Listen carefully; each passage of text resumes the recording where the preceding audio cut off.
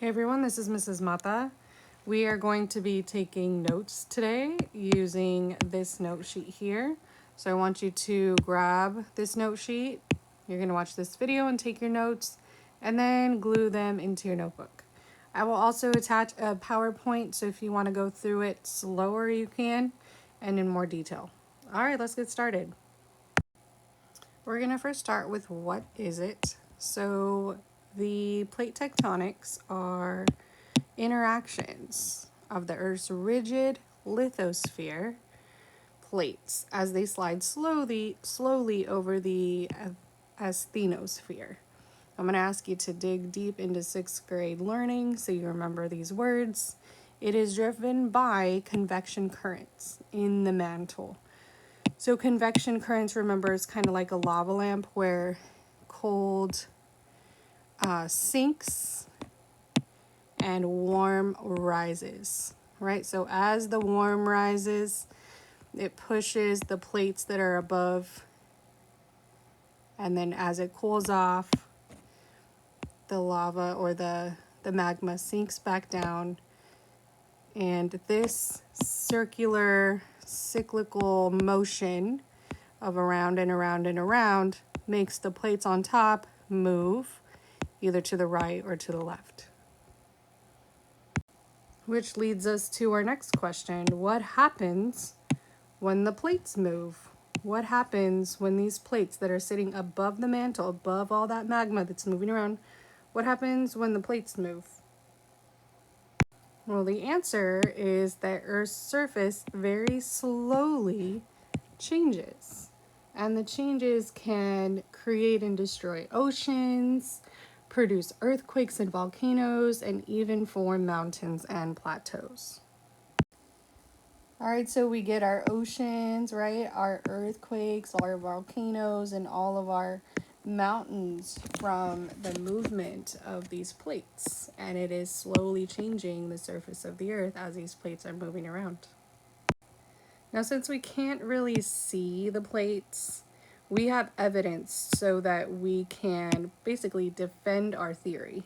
And so there's 5 main pieces of evidence that we can state so that we can prove the theory of plate tectonics. The first and maybe most strongest piece of evidence is fossils. So the fossils that are found on the pieces of the plates that used to connect are the same type of species. Next, if we plot the location of the volcanoes and of the earthquakes, we can see that they all fall along these plate tectonic boundaries. Next piece of evidence is just the most obvious sign that we can see, which is land warping. We can see mountains that rise, and if we can measure them, slowly rise, or maybe basins that disappear, we see our land changing right before our eyes, even though it happens slow. Next piece of evidence is called ocean floor spreading. So basically at the bottom of the ocean, we see the plates that are moving in opposite directions, and new ocean is being formed in the middle. And so this ocean land, the bottom of the ocean, is older, and the new is in the middle. So this is newer and this is older. And by dating the land, we can see that the ocean floor is spreading. And last, we can see that the continents, if we look at the shape of how they look now, it almost looks like a puzzle, like they once fit together.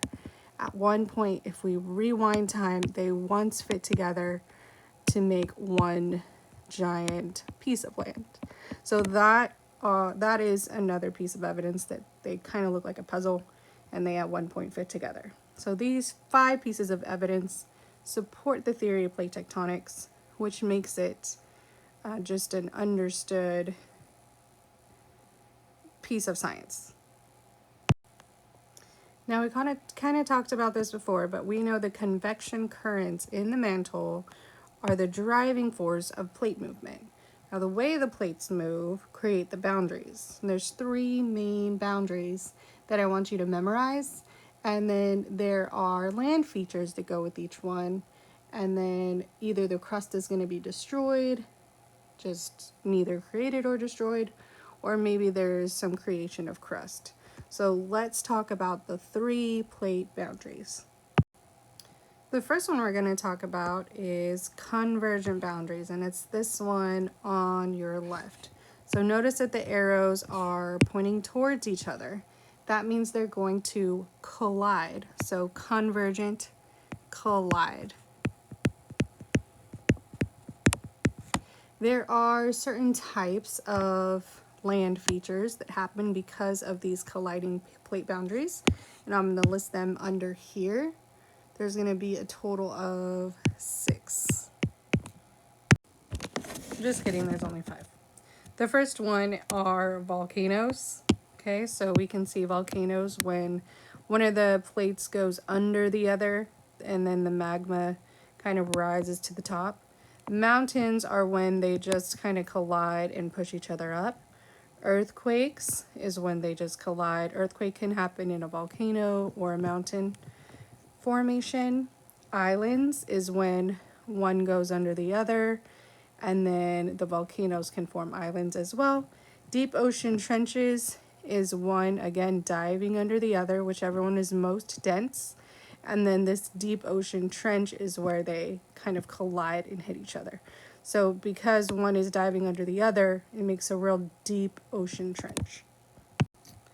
Now the opposite of convergent, the opposite of when they collide, is when the plates go in opposite directions. So that would be this one. Let's say this plate is going this way, that plate is going that way. They are dividing, or in other words, divergent.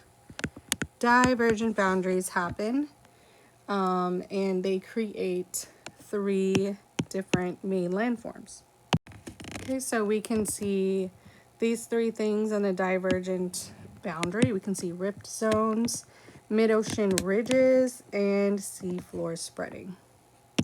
Last but not least, we're not going away from each other, we're not going towards each other, we're actually just slipping right past. So that's why this is called transform.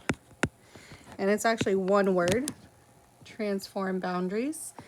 Transform boundaries don't cause too many different kinds of landforms. They mostly just cause earthquakes. There is a great fault called the San Andreas Fault in California, and along that fault line we see a lot of earthquakes. And that's because the plate boundaries, as they move very slowly, are slipping past each other.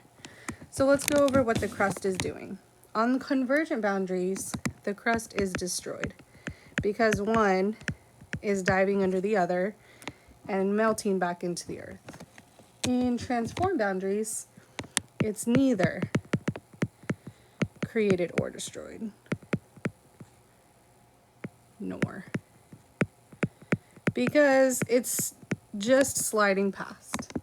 In divergent boundaries, it can be created as the magma is coming up from the middle, creating new space for new crust. Now I want to take a second and talk about Pangia.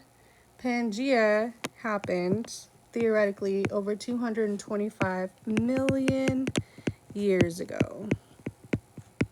And what Pangia was basically a supercontinent. So super continent, because it was all of the current continents just pieced together. Here is a picture of Pangia. You think it might have looked something like this, where all the continents were at once one giant land. And it's plate tectonics. That's the thing that explains how they broke apart and how we currently see them in their positions they are today. Thank you for watching. I hope this helps you in your next activity. Remember to glue your notes to your notebook and ask your teacher if you have any questions. I'll see you guys in class. See you later.